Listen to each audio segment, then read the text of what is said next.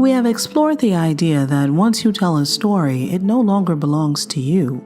Somewhere between you telling the story and the listener hearing the story, your story transforms and the listeners are not hearing the story that you know so well.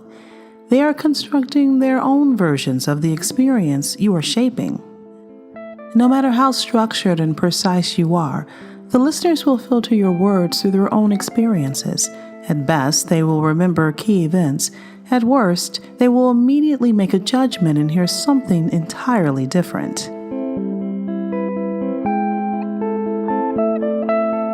Have you ever been so attached to a story that it infuriated you if anyone said anything to you while you were telling it? We have this idea that people should listen quietly to our stories from beginning to end. Perhaps we learned this as children when our parents or teachers read us stories and made it clear that our job was to listen and suppress those questions about what Rumpelstiltskin's deal was anyway.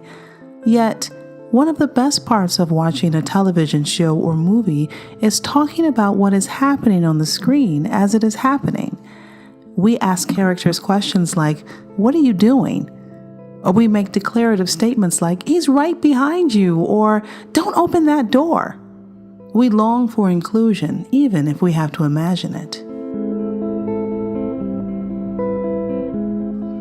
It is frustrating to know that you are not being heard as you intended, but it doesn't matter once you accept that stories are not real. The events and people are real, usually, but as we've already discussed, the story itself lies in a space between what is true and what you believe is true. We have all witnessed an event with a friend and later compared notes, only to find that while you agree on the basics, you were both on the train and there was a man in a clown suit on the train with you. You disagree on your impression of how menacing he looked or even the color of his hair. The story you tell is shaped more by the impression than the facts.